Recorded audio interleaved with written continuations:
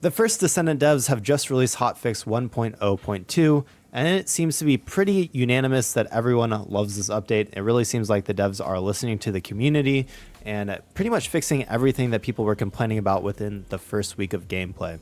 So let's hop right into the patch notes and see what they changed and what the community loves so much about this patch. So it went live today, 7/11. And so starting off with content improvements, they said they added the start public operation function, matchmaking to infiltration operations hard, and the start public operation is available even if you change the selected reward, but if you select an additional option, only start private operation will be available. This is just because it might be hard to find other people with the exact same options that you selected, but that is great so that you should be able to do public operations now. They said that they removed the sequential type immunity spheres from named monsters. They've been changed to either the default or extermination types. When you're in groups, especially pugs, where you're not talking to them in Discord, those could have been really frustrating to clear, so great changes there. And then they have a director's comment, which I really love. A lot of dev teams don't have any comment like this, and this just sort of explains their reasoning behind the changes they made, which I think that more game devs should do. They can definitely learn from this. So basically what they said about the above changes is that the dev team acknowledges the community concerns about the monotonous patterns of named monsters and strives to enhance them. In particular, we've noted that the pattern involving breaking spheres in a specific order isn't appropriate for public matching and have decided to remove it immediately. As new patterns are developed, we will soon update the patterns of existing name monsters one by one. As named monsters frequently appear in hard difficulty and special operations, we will continue working towards diversifying their patterns. So again, really good changes there. Glad to see them listening to community on what they're complaining about, and I like that they have a comment. So moving on to their next change, they increased the quantity of rare basic materials dropped from encrypted vaults threefold, and the elite Vulgus that appear in field missions and infiltration operations will now drop them too. So this is really great if you don't want to have to only do encrypted vaults to get these materials. I know a fair number of people think that encrypted vaults are really boring just because they're not, constantly killing things. So now you can actually grind stuff just from killing enemies. Of course, the rare basic materials will still be a lot more numerous from encrypted vaults, and seeing that they increase the quantity of the materials dropped from vaults is really good to see. It's, they're not nerfing the drops, which is really nice. So their director's comment on this change said, the most efficient way to farm rare basic materials is still through encrypted vaults, but for those who prefer hunting monsters, we have updated field missions and infiltration operations to drop these materials too. The dev team will closely monitor the overall farming status and do our best to create a joyful environment to all our descendants. So anyways, it's great to see that the team is doing what they can to make it joyful for all of the players. I really think this is a lot nicer compared to, say, the Helldiver 2 devs, where instead of making the game more joyful for all the players, they just nerf all the weapons into the ground until none of them are usable. I mean, the railgun was barely usable, and then they nerfed it into the ground, and now all the other weapons are nerfed. And honestly, that's why I stopped playing Helldivers 2. So hopefully these devs do a much better job of listening to the community and making the gun fun to play instead of being like a masochist simulator. So the next changes, they said they reduced the time from the 2 90-second to 2 60-second occupations for the Kingston Vulgus data transmitter hacking mission. That was a mouthful. And then they improved the battle pass battle supply drop button visibility by redesigning it in the format of the bonus shop banner. And their director's comment on this is, you can get season limited skins for free from the battle supply shop. Complete preseason challenges to claim your special skins. So not much to say about that. I don't think looks good to me. Moving on from there, they updated the library window for closing when the map is open and closed through the acquisition information pop-up. They improved the duration of party invitation messages to make them easier to confirm and accept. Something to note on that, I've definitely gotten invited to parties just from random people, and it will disappear before I get a chance to accept it. So I do appreciate the duration being accepted, or duration being increased. It can be hard, if you're in the middle of killing a bunch of ads to accept a party invitation with how short it was before.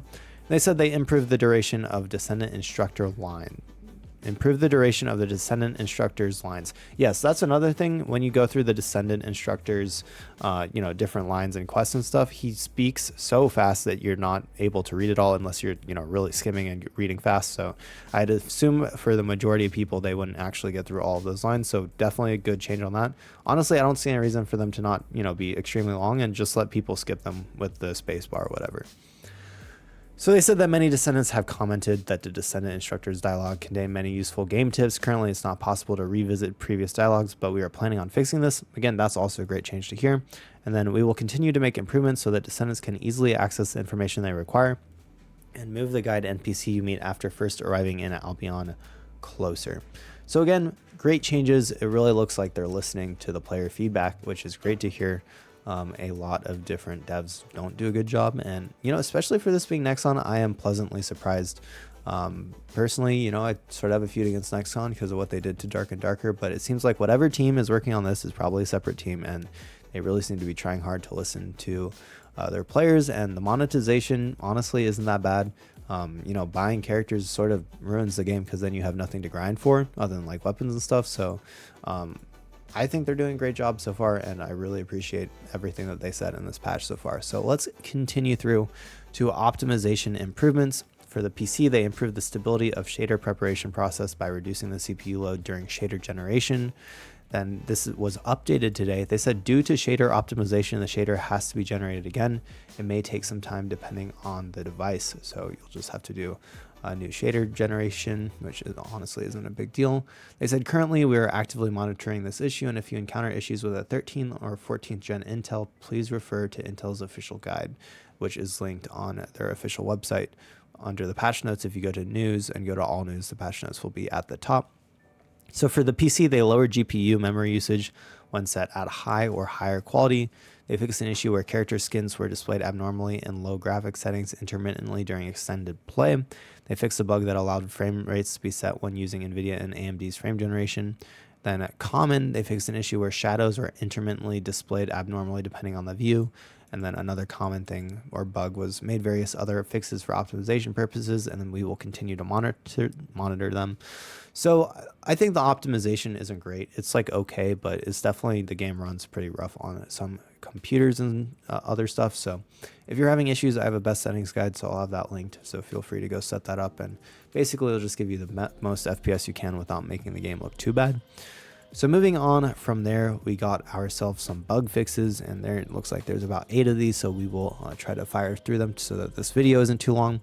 So they fixed an issue displaying unused items in the library. They fixed an issue where Descendants could not get out of DBNO when their HP was below 100% from module settings. They fixed an issue where Kyle would occasionally go up in the air when using superconductivity thrusters during a repulsion dash.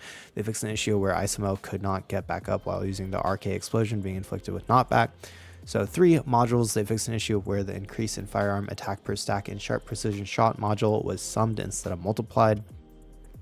Moving on to equipment, they fixed an issue where a weapon's attribute damage did not apply damage over 100,000. That's interesting. They fixed an issue where higher values were displayed as an ultimate gold option despite the reactor's skill cooldown and skill cost stats being preferable with lower values. And they fixed an issue where lower values were displayed as the ultimate gold option despite the weapon change speed stat being preferable with higher values. Good changes. Glad to see that they're fixing those. So we have Feel now. They fixed an issue where amorphous material pattern 118 and shape stabilizer form 8 were not dropped at Frozen Valley Vulgus strategic outpost in Fortress on hard mode. They fixed an issue where the light Vulgus in the White Knight Gulch upper hatchery battlefield missions did not drop rewards, and they fixed an issue where monster spawning was interrupted at some Vulgus strategic outposts. Again, great changes. It's good to see that they are making so many bug fixes, honestly, in such a short time. They must have a pretty big team. I do wonder how big their team is for this type of game. So then we got instance dungeons. They fixed an issue where Vesper's resource box materials were dropped from Echo Swamp, Agna Desert, White Knight Gulch, Hagios, and Fortress Infiltration Operation resource boxes. Then for research, they fixed an issue where the core materials of Ultimate Descendants were incorrectly displayed as rare instead of Ultimate tier. Then for miscellaneous changes, they have some changes for French, which I won't go through because I don't think they're too important. So finally, they have one last director's additional comment where they say it has come to their attention that the community is worried about the possible nerfs to the Tamer and Glaze Infinite magazine builds. This meta is very strong, but since it is within the scope of what the dev team has planned, there are no immediate plans to do so. In addition, some weapons are more powerful than the Tamer, and there are a variety of character builds that rival Glaze Infinite magazine, so enjoy them fully. We've been looking forward to see Descendants using creative builds to take down powerful Colossi swiftly, so we're delighted to see this action now. We are well aware that as many Descendants become farming in earnest, various discussions are taking place regarding drop rates. There is no variable drop rate system in the First Descendant. We are using the fixed rates displayed in the game. The dev team has reviewed the acquisition rates across all servers and confirmed that they are dropping according to the rates displayed. We are currently working on various measures to ensure the community can trust the dev team, such as disclosing item drop amounts for each content. And we also prepare ways to improve the farming experience. The First Descendant will continue to communicate transparently and honestly. So let's talk about the drop rates first. So obviously this goes back to Nexon and their whole Maple Story debacle where they were caught lying about drop rates and basically making it variable as people were buying things. So it was impossible to get the really high rarity stuff. And, they were fined something like 9 million when they made like 400 million from it in the same year. So it wasn't really a fine that mattered. But obviously this dev team is very well aware that this is a big, it was a big debacle. So I think that they're calling back to that in this paragraph and just trying to make it really clear that they're not doing that. People have complained about the drop rates, and what you got to understand about 20% drop rate is that doesn't mean that you're going to get it in 5 runs. It means that every single time you do that run, you have a 20% chance of it dropping. So you could do that run 40 times or even 100 times and not get that drop, or you could do it 1 time and get that drop. But every single time you do it, it's 1/5. The chance doesn't go up the more you do the same run. And that's just statistics. It's hard to understand. Of course, it is a low chance of doing like a high number of runs in a row and not getting it, but it is very possible.